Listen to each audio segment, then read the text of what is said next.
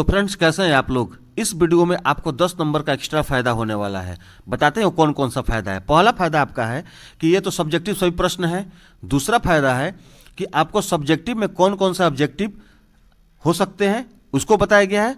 और तीसरा फायदा यह है कि जो क्वेश्चन बैंक से आप पढ़ते हैं कि कौन सा प्रश्न कितने साल में पूछा है और कब कब पूछा है, ये इस वीडियो में बताया गया है। यानी कि जो भी प्रश्न दिया हुआ है उसमें आपको साल इंगित कर दिया गया है कि कब कब ये प्रश्न पूछा है और अब की बार मैट्रिक एग्जाम में आने का कितना चांस है। इसलिए वीडियो को पूरी अंत तक देखिएगा। आप बिल्कुल सब्जेक्टिव, ऑब्जेक्टिव और कौन सा साल कितने प्रश्न पूछा है ये बिल्कुल आप समझते चलेगा। पूरी कॉन्सेप्ट आपकी क्लियर हो जाएगी। ठीक है, तो चलिए फ्रेंड्स, इस वीडियो को हम शुरू करते हैं। लेकिन उससे पहले फ्रेंड्स, आप वीडियो को एक लाइक जरूर कर देंगे और साथ ही अगर चैनल पर नए हो तो चैनल को सब्सक्राइब करके बेल आइकन को जरूर प्रेस कर देंगे ताकि आगे आने वाले किसी भी सब्जेक्टिव और ऑब्जेक्टिव वीडियो का नोटिफिकेशन आपको मिल सके। तो चलिए फ्रेंड्स, हम इस वीडियो को शुरू करते हैं। सवाल नंबर 1 है कि आपदा कितने प्रकार की होती है, अथवा यानी कि इसको अगर दूसरे प्रकार से प्रश्न पूछता है तो वो कौन सा प्रकार होगा। वो हो सकता है कि आपदा के विभिन्न प्रकारों का वर्णन करे। ये तो ये प्रश्न दे सकता है, ये तो या तो ये दे सकता है, यानी कि दोनों का एक ही जवाब होगा। और ये जो प्रश्न है 2016 के एनुअल में आया हुआ है, इस बात को अभी ध्यान देंगे। इसलिए आप VVI की श्रेणी में इसको रखेंगे। हो सकता है कि अब की बार होने वाले मैट्रिक एग्जाम में इस प्रश्न को रिपीट करें। चलिए इसका हम जवाब जानते हैं। इसका जवाब होगा कि आपदा मुख्य रूप से 2 प्रकार की होती है।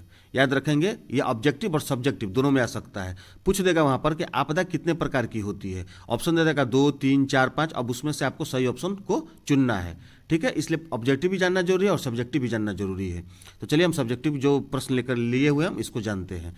आपदा मुख्य रूप से 2 प्रकार की होती है। पहला प्राकृतिक आपदाएं तथा दूसरा मानव निर्मित आपदाएं। प्राकृतिक आपदाएं वो आपदाएं हैं जो प्रकृति द्वारा उत्पन्न होती है और मानव निर्मित आपदाएं वो आपदाएं हैं जो मानव द्वारा उत्पन्न किया जाता है। लेकिन इसके बारे में हम डिटेल्स जानेंगे। देखिए यहाँ पर चक्रवात, भूस्खलन, भूकंप, सूखा, सुनामी आदि प्राकृतिक आपदाएं हैं। मानव द्वारा जनित आपदा यानी जो मानव द्वारा उत्पन्न आपदा है, जैसे आतंकवाद, तोड़फोड़, बम ब्लास्ट, वनों का विनाश आदि। क्लियर है। अब देखिए यहाँ पर प्राकृतिक आपदा के भी 2 प्रकार होते हैं। यहाँ पर ध्यान देंगे आप कि प्राकृतिक आपदा को 2 श्रेणी में रखा जाता है। कौन कौन? पहला हुआ आवर्तक प्राकृतिक आपदा और दूसरा हुआ आपको अनावर्तक प्राकृतिक आपदा।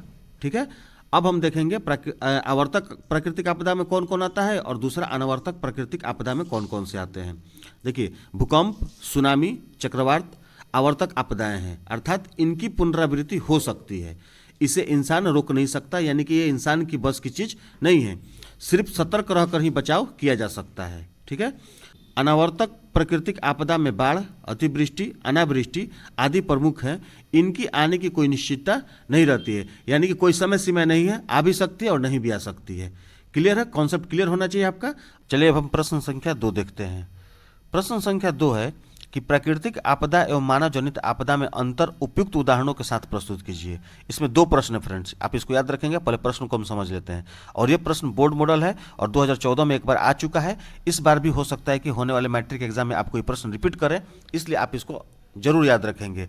और इन सब सब्जेक्टिव में, यानी कि आपको आपदा प्रबंधन के अब सब्जेक्टिव में आपको बहुत सभी ऑब्जेक्टिव मिल जाते हैं, इसलिए आपका ऑब्जेक्टिव भी क्लियर होते जाता है और सब्जेक्टिव तो आपको क्लियर हो ही जाएगा।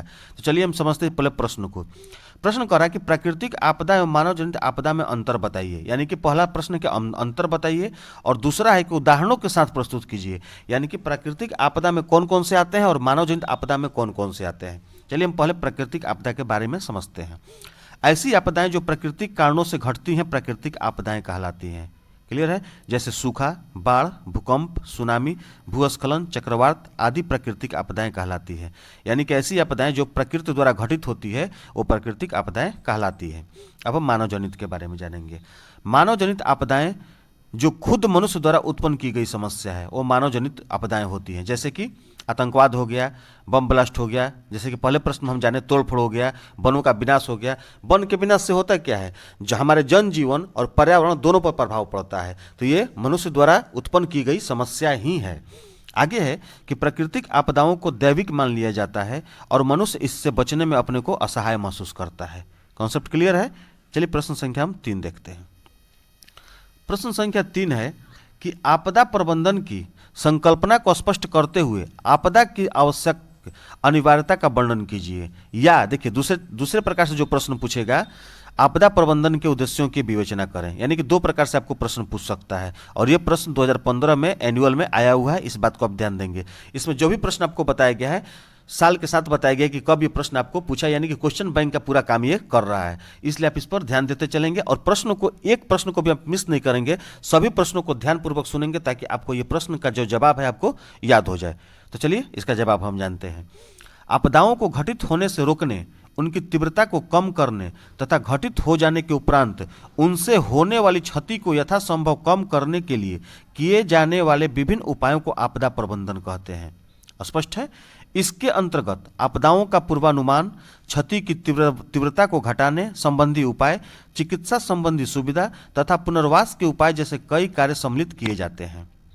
ठीक है, आगे है कि आपदा कोई भी हो उसका प्रबंधन अनिवार्य है। यानी किसी प्रकार की आपदा आ जाए उसका प्रबंधन जरूरी है, उसका रख रखाव जरूरी है, उसको कैसे सही ढंग से हम उससे निपटेंगे ये जरूरी है।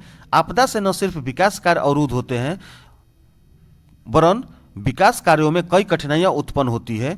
यद्यपि राष्ट्रीय स्तर तथा राज्य मुख्यालय स्तर पर आपदा प्रबंधन की व्यवस्था की गई है, लेकिन इन व्यवस्थाओं के असफल होने से नए प्रकार की समस्याएं उत्पन्न हो सकती हैं।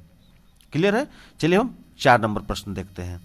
4 नंबर प्रश्न है कि आपदा से आप क्या समझते हैं, यानी कि आपदा क्या है और आपदा से हम क्या समझते हैं, इस बारे में लिखना है। और ये प्रश्न 2 बार आ चुका है, 2012 में और 2016 में, इसलिए VVI बन जाता है अब की बार होने वाले मैट्रिक एग्जाम के लिए। चलिए इसका जवाब हम जानते हैं। बहुत ही कम समय में अकस्मात घटने वाली ऐसी दुर्घटनाएं जिनका तत्काल प्रभाव पर्यावरण, प्राकृतिक संपदा और मानव जीवन एवं उसकी संपत्ति पर पड़े तथा इससे जन माल की अपार क्षति हो, आपदा कहलाती है। आपदाएं अल्प काल्पनिक होती हैं, अर्थात कम समय में ही संपादित हो जाती हैं, परंतु इसके दुष्परिणाम दीर्घकालिक होते हैं। यानी कि आपदाएं जो है वो छोटे समय के लिए होती है, थोड़े समय के लिए होती हैं, लेकिन इसका जो परिणाम होता है बहुत लंबे समय तक चलता है। क्लियर है फ्रेंड्स? आप देखते चल रहे हैं कि कौन सा प्रश्न कितने साल में पूछा, यानी कि क्वेश्चन बैंक का पूरा आपको डिटेल्स इसमें दिया गया है, आप इसलिए प्रश्नों को मिस नहीं करेंगे और पूरी बारीकी से प्रश्नों को देखते चलेंगे। चलिए सवाल नंबर 5 है, भूस्खलन के कितने रूप होते हैं?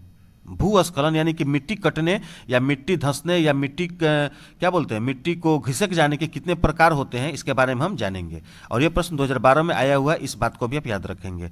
भूस्खलन के 2 रूप होते हैं। इसका जवाब होगा कि भूस्खलन के 2 रूप होते हैं।